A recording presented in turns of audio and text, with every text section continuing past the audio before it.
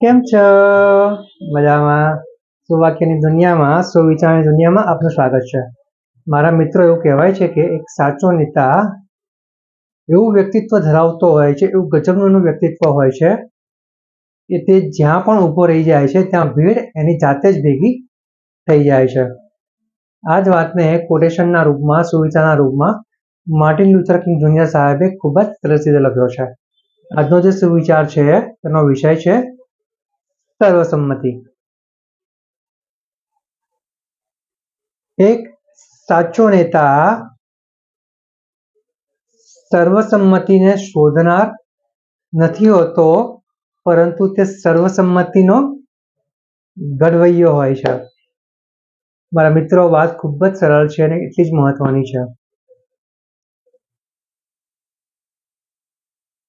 જો આપણે એવા મહાન નેતાઓની વાત કરીએ જેને આપણે કદાચ ભૂતકાળમાં એમના વિશે કંઈ વાંચ્યું હોય અથવા આપણે ક્યાંક એમને જોયા હોય, આપણે એમની વિશે કંઈ જાણ્યું હોય, એવું કહેવાય છે કે આ નેતાઓ, આ લીડર એવા હતા કે જે પોતે ખુદ સામેથી લીડરશિપ લેતા હતા.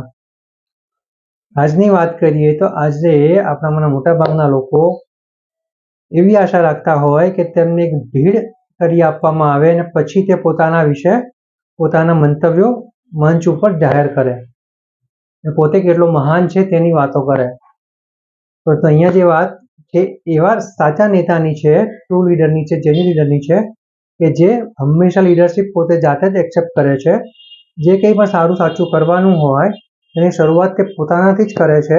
એટલે કેવું કહેવાય કે જે અઘરું કામ હોય, કે જે એકદમ સરસ, સીધું અને સાચું કામ હોય, તે પણ સારા અને સાચા રસ્તે કરવાનું હોય તો તેની આગેવાની તે વ્યક્તિ પોતે લેતો હોય છે અને આ વ્યક્તિ આગળ એક સાચો નેતા બની શકે છે. એટલે એવું કહેવાય છે કે જ્યારે કંઈક સારું અને સાચું કરવા માટે વ્યક્તિ નીકળે છે ત્યારે તે એકલો જ હોય છે, પરંતુ ધીમે ધીમે જેમ જેમ કામ આગળ વધતું જાય છે તેમ તેમ લોકો એની સાથે જોડાતા જાય છે અને એક મોટી ભીડમાં રૂપાંતરિત થઈ જાય છે.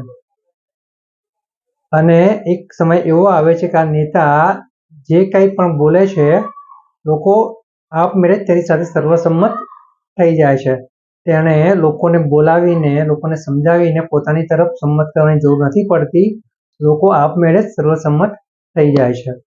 મારા મિત્રો, આજે સર્વસંમતિનો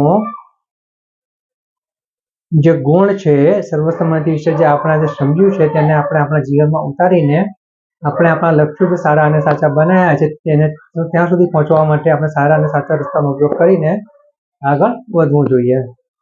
બસ આટલું જ આપણે સર્વસંમતિનું આપણા જીવનમાં ઉતારીએ તો આપણે ક્યારેય કોઈની પાસે સંમતિ માંગવાની જરૂર નહીં પડે. જો આપણું કામ સારું અને સાચું હશે તો લોકો આપમેળે સર્વસંમત થઈ જશે.